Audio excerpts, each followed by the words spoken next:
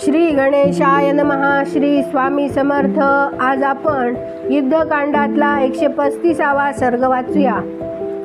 क्रुद्ध रावणपुत्राने आपल्या बाणसमूहांनी रणभूमीवर शेकडो आणि हजारो वानर युद्धपतींना पाडण्यास प्रारंभ केला.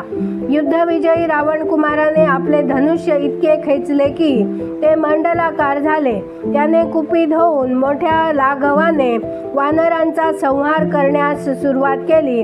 त्याच्या नाराचांचा मार खाणारे भयानक पराक्रमी वानर सुमित्रा कुमार लक्ष्मणाला शरण गेले. जणू प्रजापतीला शरण गेले. तेव्हा शत्रुयुद्धाने रघुकुलनंदन लक्ष्मणाचा क्रोध भडकला. तो रोषाने पेटून उठला आणि त्याने आपल्या हातांचे चापल्य दाखविले. त्या राक्षसाचे धनुष्य भेदले.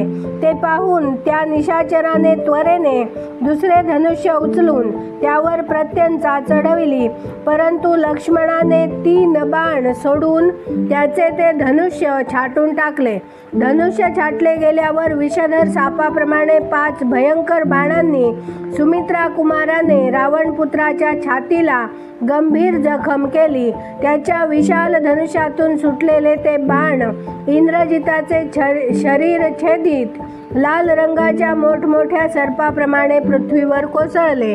धनुष्य भेदले गेल्यावर त्या बाणांनी घायाळ होऊन मुखातून रक्त ओकणाऱ्या रावणपुत्राने पुन्हा एक मजबूत धनुष्य हातात घेतले. त्याची प्रत्यंचा देखील अत्यंत सुदृढ होती. मग तर त्याने लक्ष्मणाला लक्ष्य ठरवून मोठ्या लाघवाने जणू देवराज इंद्राने पाणी वर्षवावे तसा बाणांचा वर्षाव सुरू केला. जरी इंद्रजिताकडून केला गेलेला तो बाणवर्षाव थांबविणे अत्यंत कठीण होते, तरीही शत्रुदमन लक्ष्मणाने न डगमगता तो थांबविला.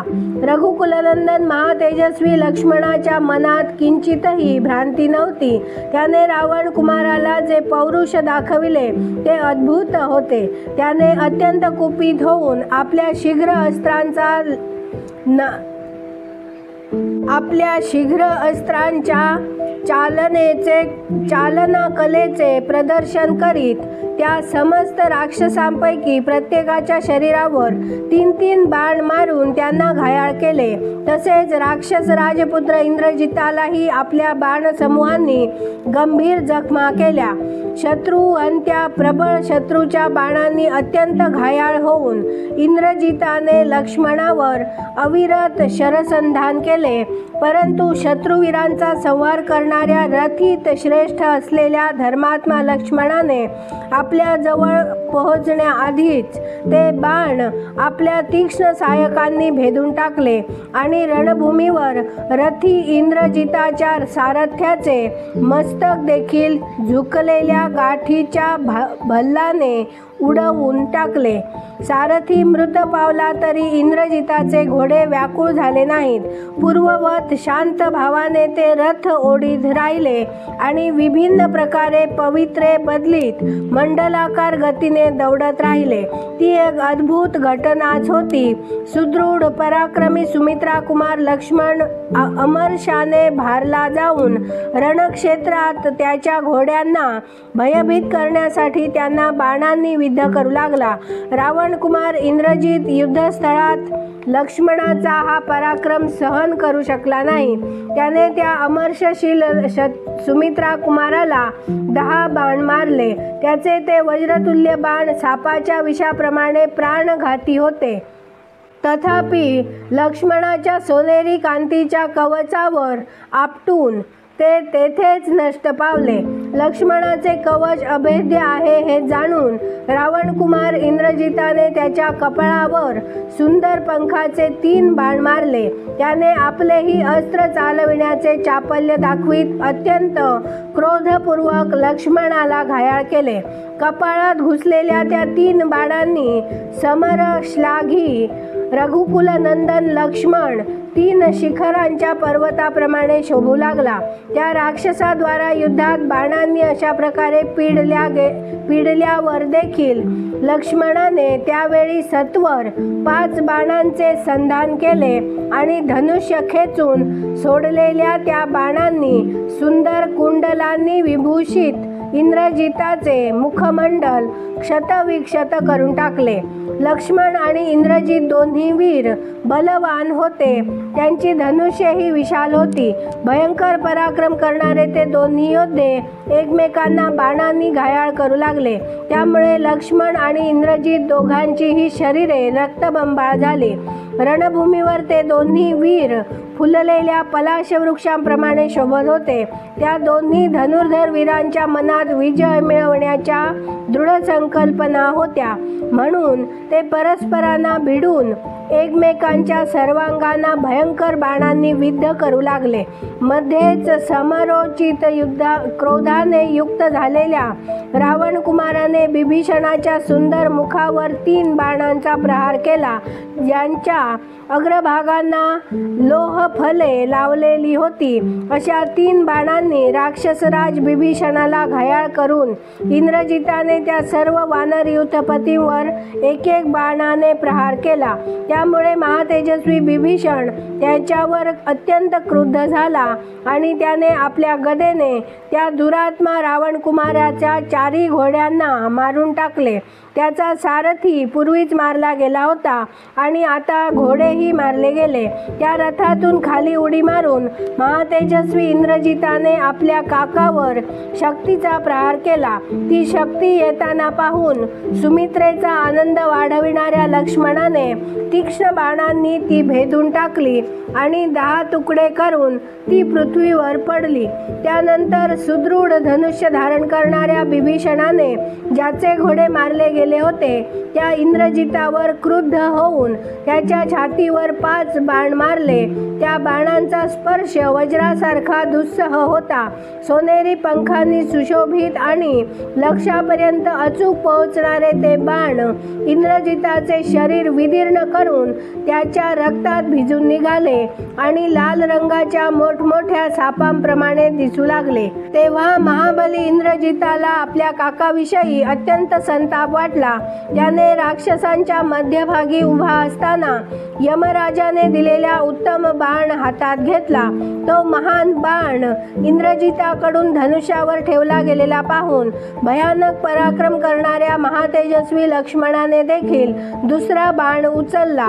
त्या बाणाची विद्या महात्मा कुबेराने स्वप्नात प्रकट होऊन स्वतः त्याला प्रदान केली होती.